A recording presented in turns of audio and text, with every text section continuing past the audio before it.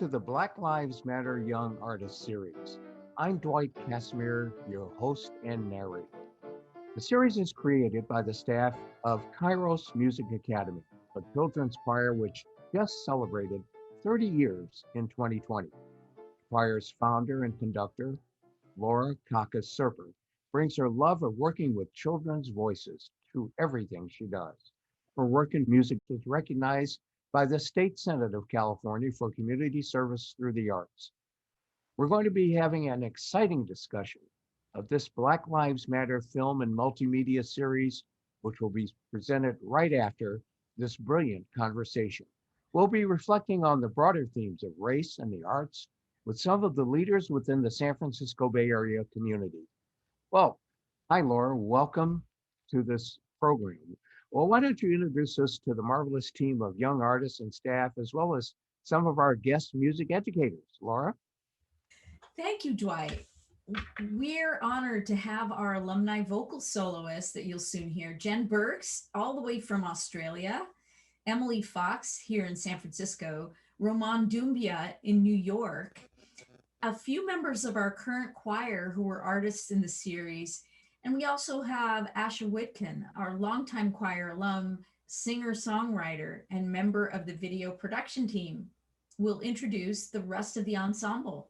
Thank you. Sure. We also have Emil Serper, student music assistant and cellist for the third video in our series, and members of our community, Reverend Anna Zenya, a part of our creative advisory team, Bill Canada, a choir parent, and Howard Wiley, the jazz faculty chair of East Bay Center for the Performing Arts.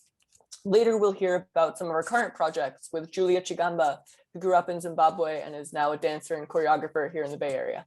There's so much that we're learning about the importance of music, especially in this time of being so isolated.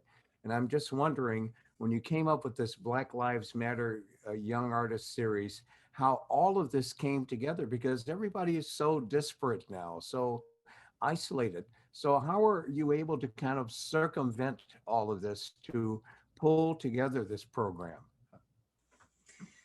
During the pandemic, we began by referring back to the science behind the benefits of singing.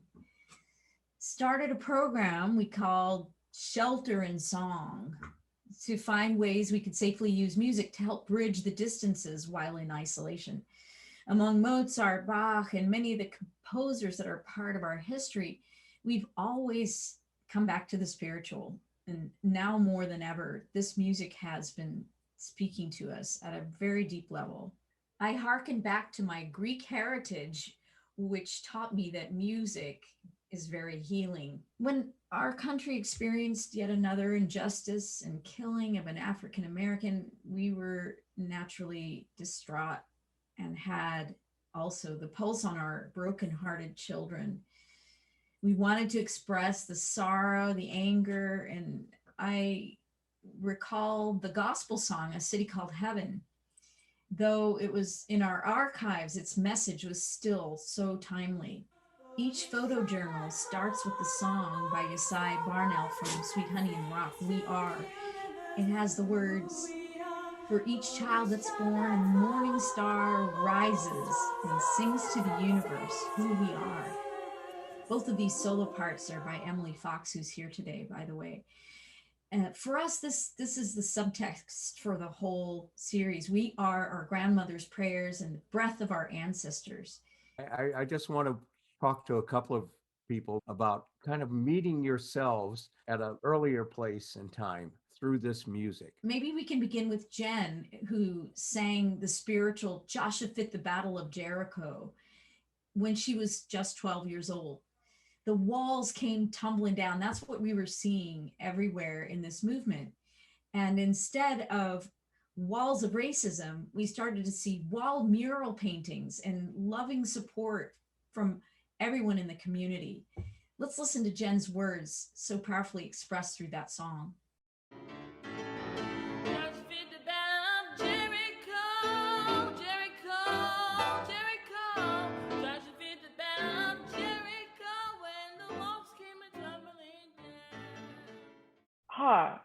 Why do I want to cry? Okay, let me focus. First of all, I was like, that sounds a lot like me, but I couldn't put it together. It was actually crazy because hearing my voice brought back a flood of memories of my grandmother. And I could hear her voice while I was singing. It was just very emotional. And I could hear her saying, I'm putting you in this choir for a reason. I'm keeping you out of trouble. You will change things. There weren't as many people of color in the choir at the moment because it was countercultural for us to participate in something so phenomenal and life changing. Like it wasn't normal in that time. When I heard myself sing, I felt all of that and so much more. And I promise you, I said, Grandma, you did it. And now my grandmother passed away when I was 16. And Kairos was very much so a part of that healing process and that grieving process.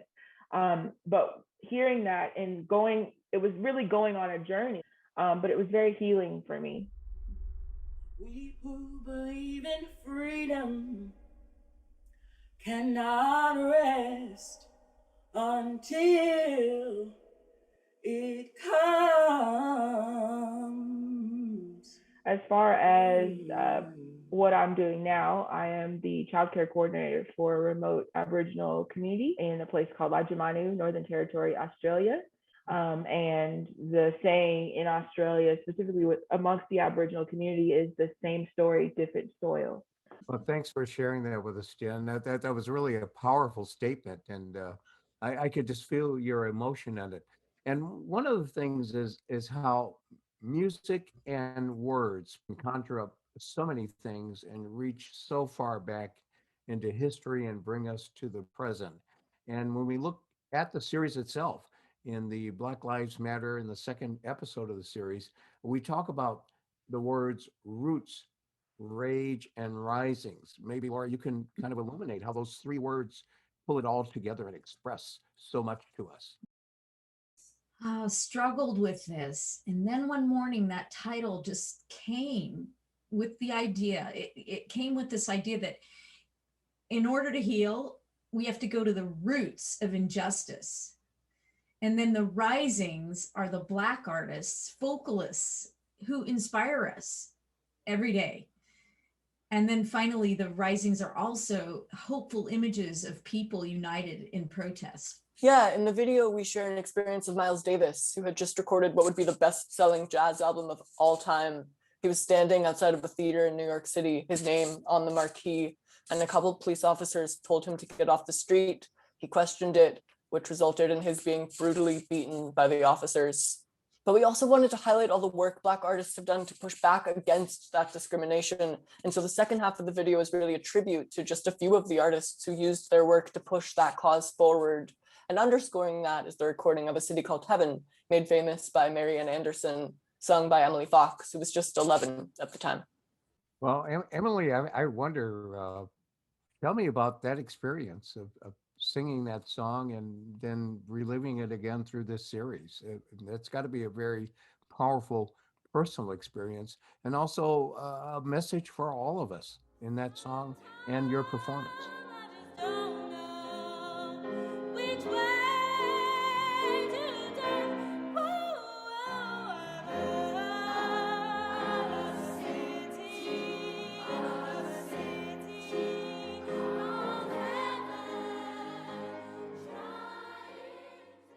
Yeah, thanks, Dwight. It was funny because when you asked that question earlier about hearing your younger self, I thought of how that solo came to be mine. And it came to be mine because Chris Turner, who had been with us for a long time, handed me that solo, which is how it felt. It felt like a gift that he was giving to me. I kind of had a moment of like saying, I don't know that I can sing this song, right? And I remember Chris saying that not only was it not just his to sing, it was all of ours to sing, but he reminded me that a lot of times white gaze sees Black pain, but that there's also joy, and that seeing that joy and participating in that joy is also important. Well, Emily, that's some very powerful testimony Yes, Emily, thank you for your insight. We assembled a great team to talk about all of the ideas as they were emerging. Roman and Amma were a part of that discussion, as well as Asher and my husband, who's the featured pianist you'll hear, Arkady Serper. And then weaving all the elements together, Maya Angelou's poem, A Caged Bird, became an important thread. It holds the series together. Pear Canada, who's here, was our youngest poetry reciter at 6 years old. So, Pear, I wonder, would you be willing to share one of your favorite verses that our audiences will hear? Sure. Free bird leaps on the back of the wind and floats downstream till the current ends and dips his wing in the orange sun rays and dares to claim the sky. How did this expression of poetry add to the project and made you want to participate and be involved and how that poem gave you a voice? Well, I read about Maya Angelou in a book called Goodnight Stories for Rebel Girls. It was about extraordinary women, but I never knew this poem. I like that she uses the bird metaphor because it's easy to understand even if you're a kid. And even though there's probably complicated emotion she had, the words and rhymes are simple, which makes it fun to read. I wanted to be part of this project because I really like to read poetry and wanted to be part of this history, supporting the Black Lives Movement in the year 2020, which was a really, really hard year. Pear, you are our future, and it's so important that we not only listen to you but learn from you. I'm a cancer survivor, and I was coming home from the hospital one day, and I was just so depressed. And I was getting out of the car, and my niece, who I was taking care of at the time, she was about 4 years old, and she was holding a little um, Snoopy doll, and she said, "Here, you look like you need a friend." I still have that Snoopy doll today. You have a lot to offer to us, Bear, and I'm really grateful for your contribution, as I'm sure many others are. When I was in Harlem, I met the great Maya Angelou, and one thing she talked about was how music, our songs, were also signposts. They were not just there for the emotion, but Mm. they were there to guide us and tell us when to flee for the Underground Railroad. And they also, Jacob's Ladder charted the map as to where people should go when they were fleeing their slave quarters. So the words and the music were not just about emotion, they were about freedom. Yes, Dwight, to have read about the history of spirituals is one thing, but to have a connection to you having actually met Maya Angelou and talked with her about this and heard her insight is simply amazing. Thank you for sharing that with us. Pear's dad, Bill Canada, is here and wondering, Bill, what is it like to hear Pear with these words of Maya Angelou and for her to have music during these times? If I really think about it, it's kind of overwhelming. I'm just so happy that she has an opportunity to work with a group like Kairos that's joining a social activist movement and just gives her so many chances to speak in public, to perform, and also to see other people and perform. And I have to say, the level of talent, it just blows me away. Even before the most recent work that they've done, I was struck by just the talent and how I saw in just a couple of years people develop their voices, and to pair it with a stand with Black Lives Matter, I think is terrific. And I'm so happy that she's part of it. I met Laura when I was in her choir actually at the seminary, and that was many years ago. And I've just loved Laura's passion for peace and reconciliation and connection among all people. My husband is African Peruvian, and my kids are biracial. And for me, the work that Kairos is doing helps make sure there's a safe place for everyone in the world. You know, I want to talk a little bit more about what's happening in the Black Lives Matter 2 part of the series. I've been in the storm so long, and I want to talk to Zara about lending her voice to that song. I mean, that is a powerful song. For recording the song, it took so many tries because for me, it didn't really sound like, it just sounded like an average song that you would hear like every time that I recorded it. So every time that I listened back to it, I tried to sing more and put more like emotions into it so it sounded a little bit better. There are only a few different words and it repeats itself over and over again.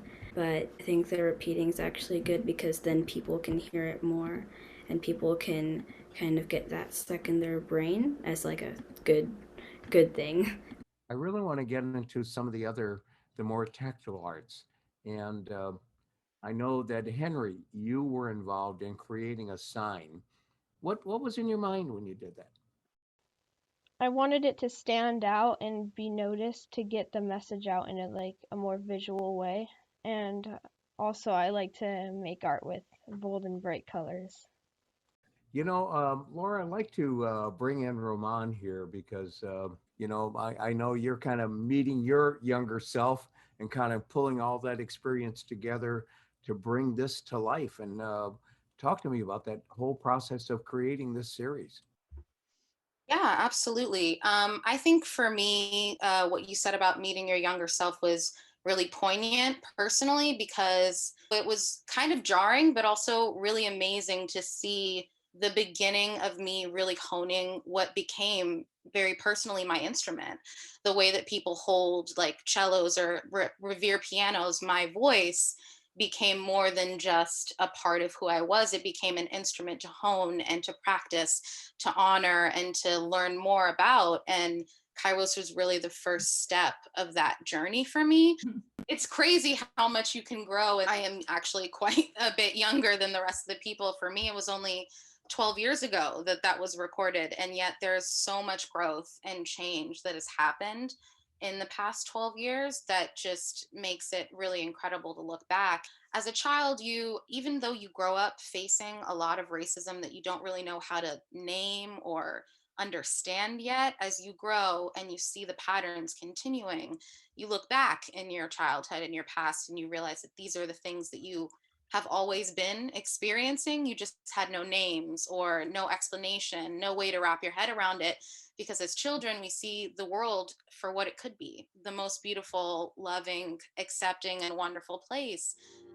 I see trees of green, red roses too.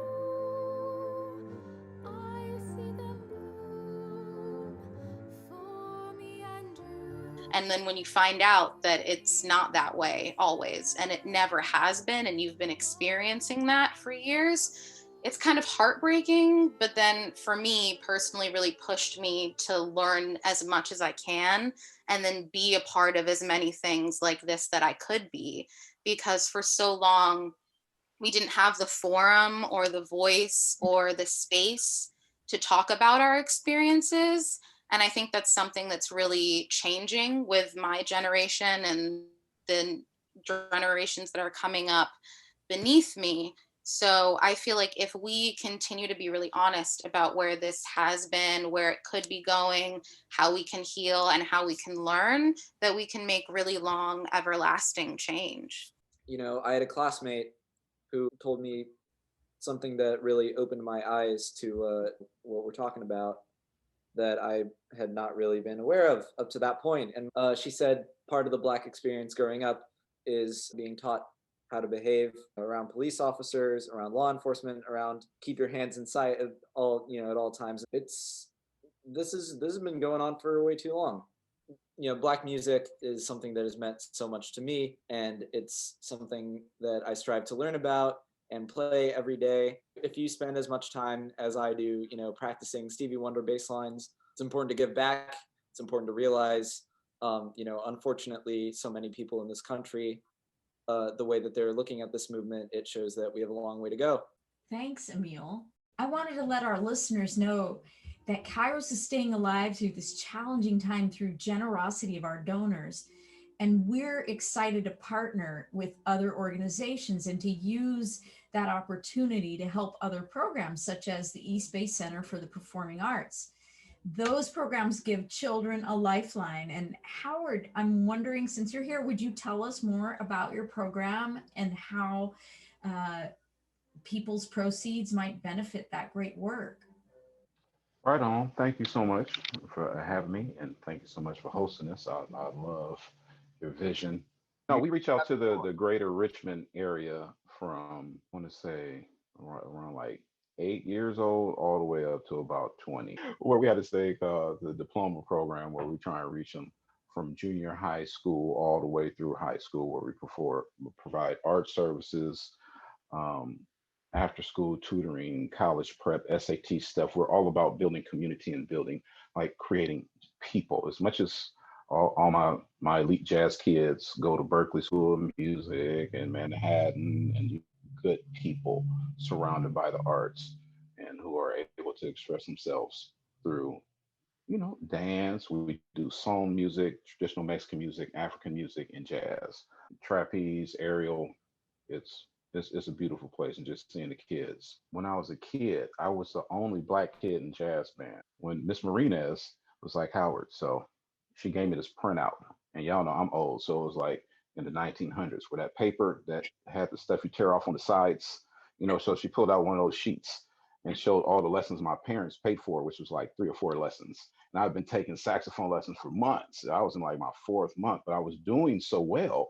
They're like, man, we understand this is not your fault. If you practice hard and get into the jazz band, lessons will be provided for free, and we'll make it retroactive. And just the support and love I got from my teacher, like, man, we rooting for you. All the kids like, how are we rooting for you, man? You got to, it's that y'all know what I'm talking about when you see these young people so happy when you actually put work into something and it produces results, and you create like community with other people who are going through. Oh, it's the greatest thing in the world. It is the greatest thing in the world. Thank you, Howard. One of my favorite quotes from an 11-year-old singer is, singing is having all the lights on inside. As we mentioned, right now in the pandemic, things are different, but we're still really doing some creative things together. And one of the things that we're doing that I'm so excited about is a great segue. We have a partner in the community, Julia, who's here now, and she's teaching folk songs from Zimbabwe to Kairos choir members. But I'd love to just say hi to you and welcome you and turn it to you. Thank you for having me. I was just coming from San Francisco Symphony. I'm working with the symphony there. I think I heard a lot people talking about music, dance, family, and the youth. And I can speak myself about that because I was that youth back home in Zimbabwe. I have a family raised with 10 siblings and playing music. My mother was a musician. My mother passed away.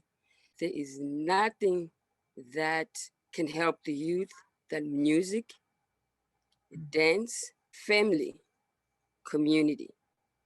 Because I grew up in Zimbabwe. Before I was born, we were dancing. The family is struggling. Things are just happening. You don't know. Where we turn to is to the music and dance. Laura, tell us how we can contribute and how the people who are listening and watching us can contribute. What can we do?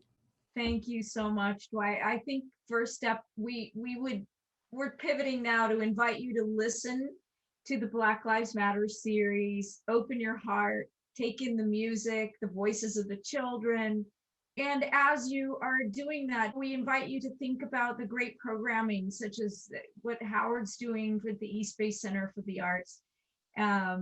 our desire to have a scholarship or two added to our program where we can reach out to really more underserved kids. You know, Laura, I want to add something to what you're saying, you know, because pain and suffering is the soil of our salvation. Mm. Thomas A. Dorsey, who is a Chicagoan and the founder of gospel music, that's how we need to look at this time that we're going through. We're going through a time of pain and suffering, but we are going to honor the souls of those who have passed Mhm. because they are the soil of our salvation. The Black Lives Matter Artist Series, Kairos Music Academy, the East Bay Center for the Performing Arts, a major fundraising campaign for the month of March, and everyone can get involved. We're dedicating the funds to scholarships for underserved youths in the Bay Area. And you can click on the link located on their Facebook page. It's the Facebook event page. And we really appreciate everyone for being here. Laura, I'm going to let you have the final word because you've given so much and you have so much more to give. Dwight, I'd like to thank you so much for your leadership with us today. What a pleasure it's been. I'm grateful to our family friend, Juana Montgomery, who worked with you at KGO, for recommending you as our host. We have gained so much inspiration. Thank you. To everyone here, to our children, to those listening, please let the music move you toward positive change. The very last thing you'll see in this series are the words of Maya Angelou, and I would love to share those with you. She says, "Love recognizes no barriers. It jumps hurdles, leaps fences, penetrates walls to arrive at its destination, full of hope."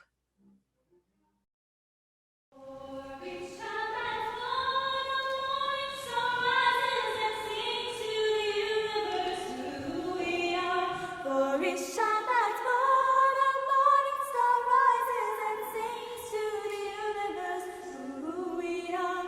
For each child that's born, a morning star rises and sings to the universe who we are. The caged bird sings with a fearful trill of things unknown, but longed for still. And his tune is heard on a distant hill, for the caged bird sings of freedom. Any form of art is a form of power. It has impact. It can affect change. It can not only move us, it makes us move. Life has two rules. Number 1, never quit. Number 2, always remember number 1.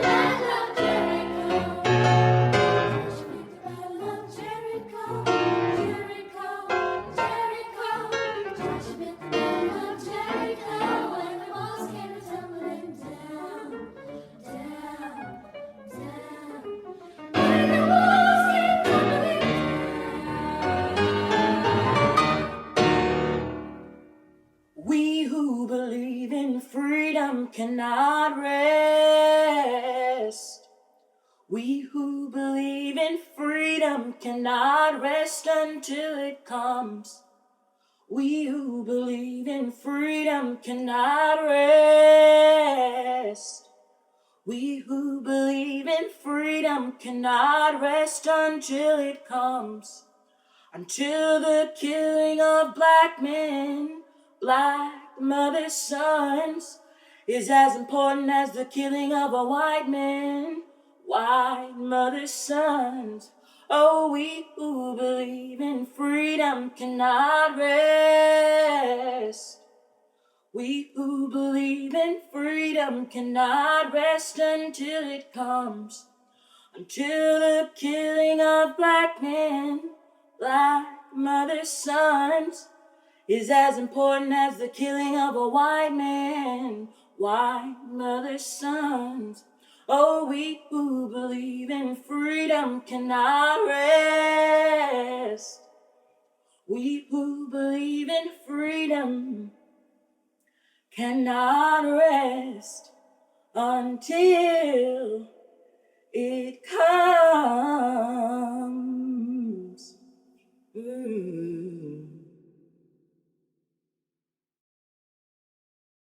For each child that's born, a morning star rises and sings to the universe who we are. For each child that's born, a morning star rises and sings to the universe who we are. Each morning star rises and sings to the universe who we are. We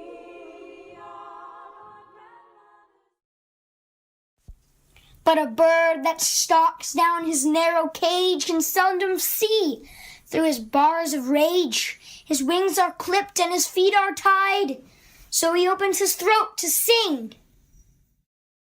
I've been in storms so long. I've been in storms so long. Children have been in storm so long. Oh, give it little time to pray. Now is the time to rise from the dark and desolate valley of segregation to the sunlit path of racial justice.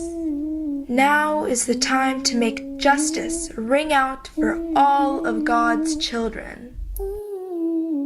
No one is born hating another person because of their background or their religion. People must learn to hate, and if they can learn to hate, they can learn to love. For love comes more naturally to the human heart.